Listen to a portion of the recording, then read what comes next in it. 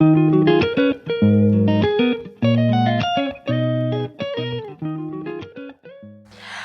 guys! You are welcome to this tele. Today I am reading a beautiful book called The Memoirs of a Third World Millennial by Chijioke Osuji. Let me tell you something. Chijioke Osuji, I don't know if you can hear me or if you know me, but I need you to write more books, sir.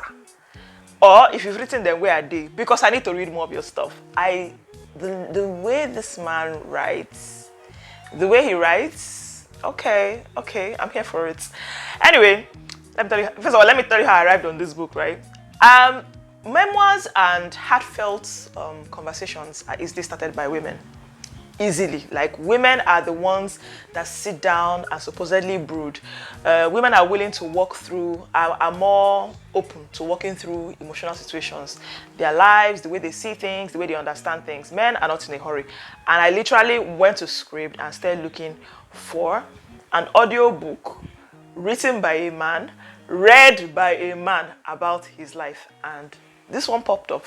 Let me read like the introduction to the book, or his overview of what the book is. That's by the author himself. He wrote, this book is a coming-of-age book. It's a coming-of-age story, an immersive explosion of a young writer's journey to find his voice in a third world while navigating the unending swaps of distractions, hormones, and angst. Angst, I don't know what that is. New word, angst, informally known as a feeling of persistent worry about something. You can pause to read the rest. Let's continue. That the 21st century throws at him. The personal stories is in this debut memoir presents Osuji as a voice unafraid to be vulnerable and opinionated. You see this vulnerable? That is where the issue is. This vulnerability thing. For guys, really, I'm praying with all my heart that our children's sets will be vulnerable a lot so that they don't hurt women the way that these ones are wounding someone up and down.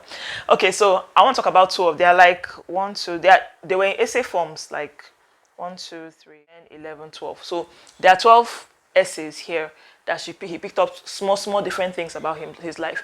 The overview is that he grew up in Owerri and they moved to Abuja. But he moved to Abuja like shortly after Abuja had just become the capital of Nigeria. Now, if you're not Nigerian, Lagos was the state capital for the longest time. That is why it still holds its commercial Brussels. Do you understand? However, Abuja is the capital, but Abuja was not made the capital of Nigeria until I think the late 90s. Now, this young man moves there in the late 90s. Now, Abuja is now more, will I say gentrified? It's now more diverse. Then it wasn't very diverse, and him adjusting to being an Igbo guy in Abuja, it affected the way he was treated in class, the friends that he could make, you know. So it was all those small these things, the things that pained him or did not pain him. But I want to talk about two things I remember that just really stood out to me. The number one being what the trees do to us. You know, I never thought of it until he said, like, but it's true. There's something that used to happen. I don't know whether it still happens. I hope it doesn't happen as much anymore, where some supposed man of God, some onyekpere of a person, wakes up one day and decides that there's a lot of evil in one particular tree, and somehow that tree has to go down. It's like, and when he said that, I was like, it is true. Because back in secondary school, there was one particular tree that was centered in the school. This tree is old and it is huge and it is beautiful. Like, the tree is very, it's interesting. Because during Harmattan, all the leaves tend to show up. Then during the rainy season, all the leaves seems to shrink or disappear. So it's very strange. And sometimes it looks like, you know, one day you just saw it and like it's looking skinny. And next time you see it, it's like, why are you looking flourishing like this? Anyway, this tree is old, likely there before this school showed up. And a lot of problems we assumed came from that particular tree. Do you understand? They say, hey, they saw people in white dancing around the tree, those kind of things. But anyway, that being said, the guy was like, what did the trees do to us? Because I think he was talking about vultures or birds not having a place to stay anymore in some particular parts of, I think, where he was in Owerri. Because somebody has come and declared that some evil thing is happening in this tree and we have to cut the tree. And that's how a lot of trees have gone down. And it really, like, I don't know how to put it. There's something about it that just made me think, but you know, we haven't actually thought about it this way, because we're here complaining about the, like in Lagos here, where there don't seem to be trees anyway. It's like we're complaining about the heat, the lack of oxygen, you know, climate change and whatever. And some people are out here blaming trees for whatever spiritual problems that they have, when for all you know, it's just one thing that they could have just tried to solve by themselves. But somehow we decided to blame this tree and decided to yank the tree down. So it's like a lot of trees have been taken out, like, you know, some of them you dig, because of how big the trees are, you have to dig up the roots and pull it out. So it's like even when it is cut and somehow the tree still tries to survive, I'm saying, see, the evil inside it is still trying to survive. It's not funny. But I liked the fact that he brought that to my attention. I was like, that is so true. There was a time I remember this being a real situation where a lot of people were cutting trees because of some evil spirit that they claimed was in them, maybe because a lot of vultures are there, or you see a lot of bats on them. So I liked that. Then this one I liked, I think, what's the name? It was called a near perfect day. A near perfect day was a day, I think he said he quarreled, okay, now, he fell in love, he's married. And from what he talks about, he's really in love with his wife. I'm hoping, Chijuke, if you're listening to me, that your wife knows that you're in love with her, not in the fact that you wrote about it too. Hope every day you're reminding her that you love her. Don't be misbehaving, don't fall our hand. Okay, our hand being, we'd have read your book. So he had a fight, and it was pretty bad with his wife, and in annoyance, he had decided to take a walk, and he just walked into one particular corner somewhere in the street and decided to just stay there. And what that particular story was about, it was his observation of the way people treated him when they didn't know who he was. Some people tried to harass him, tried to take his phone away from him.